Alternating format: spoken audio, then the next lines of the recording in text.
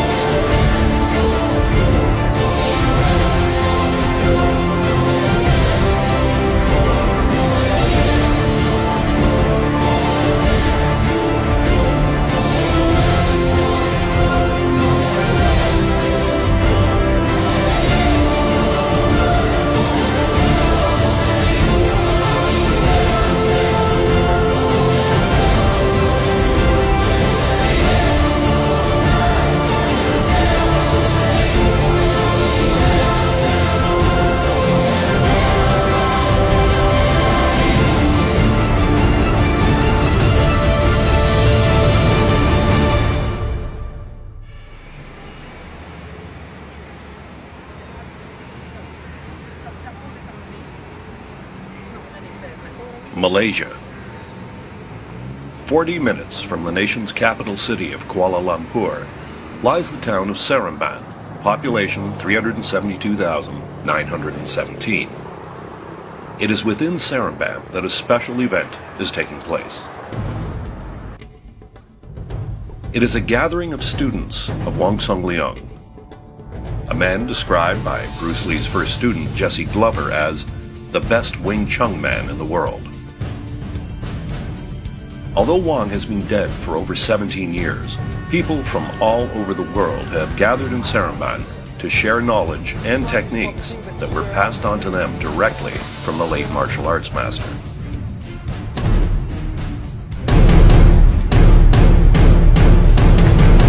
Wong Shun Leung係一個好偉大嘅一代宗師。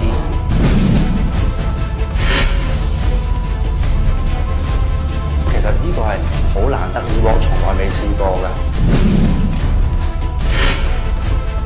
People from all over the world. Denmark, Canada, Australia, Malaysia, Hong Kong. It's actually a very good event because it's very rare that we have a lot of Wong Shun Leung lineage students getting all together. 嚟馬來西亞咧，就抱住一個好期待嘅心態。First ever, so I'm very pleased to be part of such a momentous occasion.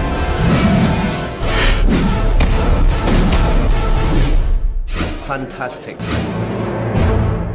Presiding over this get-together is David Peterson, one of Wong Shun Leung's top students. Actually quite overwhelming to see this place so full of people that represent the legacy of that gentleman up there. none of us would be here, none of us would be doing what we're doing. We wouldn't have the friendships that we've already made and the ones that we will make over the next 2 days if it hadn't been for Sifu Wong Shun Leung.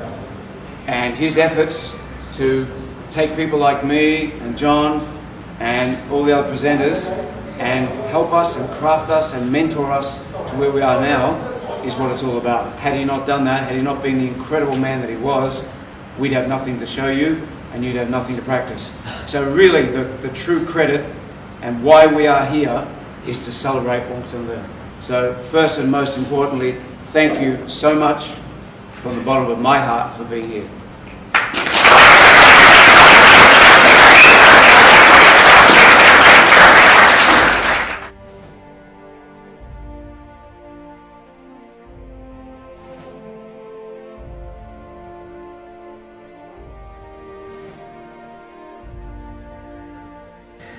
He seemed to stress the aggressive nature of, Wing Chun, which is basically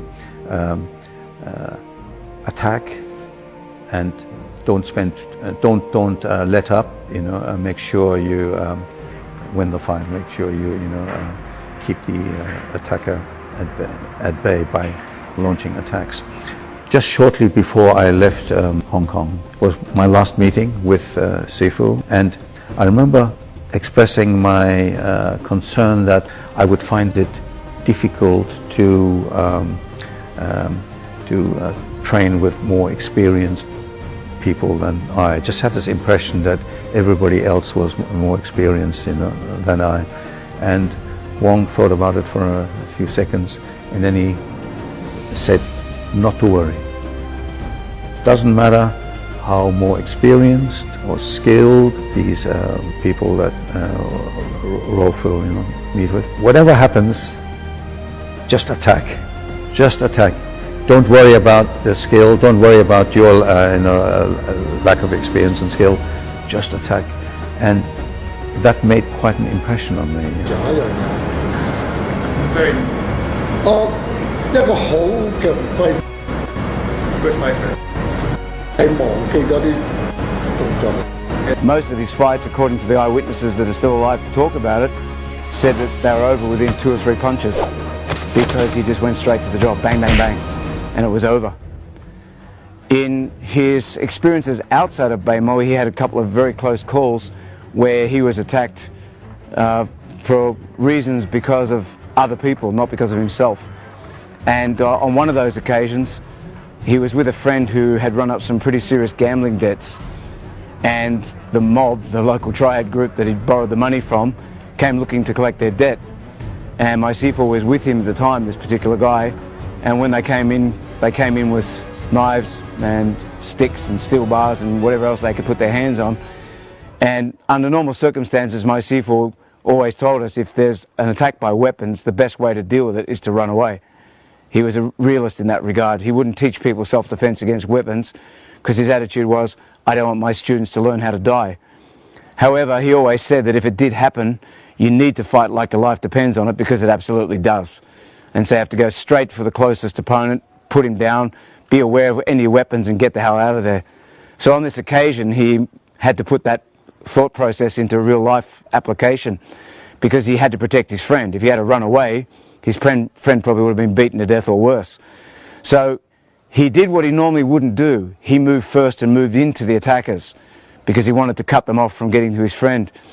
In the process, he put a couple down straight away, but he was wearing the traditional Chinese minlap jacket that has the rolled up sleeves.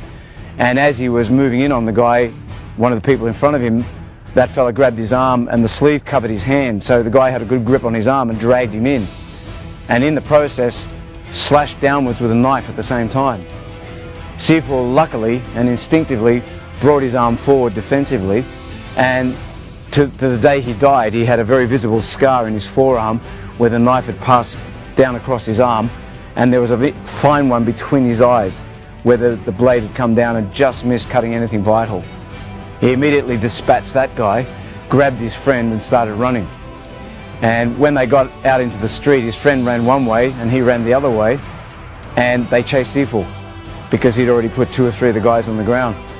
So again, using practical thinking, he ran into a crowded area place called Mill Gay or Temple Street in Hong Kong, which is like a nighttime market. And right in front of him was a merchant selling knives of all kinds. And immediately, as he's telling the story, everybody assumes he would have picked up the biggest knife in the place and started using it. Instead, he quickly scanned the display and he picked up a wooden chopping board. And he proceeded to turn around, and as everybody else came and tried to slash or punch or kick, he would hit their arms and legs with the wooden chopping board. And he managed to hurt them enough that they backed off and he got away. Afterwards, when people said, "How did you manage to do that? That's brilliant, that's fantastic Kung Fu." He said, "That wasn't good Kung Fu, that was damn good luck." And then someone asked, "Why the wooden chopping board? Why didn't you pick up a blade?" And his response to that was, "If I'd picked up a blade and I'd killed any of those guys, we'd be having a talk in jail. And besides that, if I lost the blade, they would have used it on me, and I wouldn't be talking to you at all."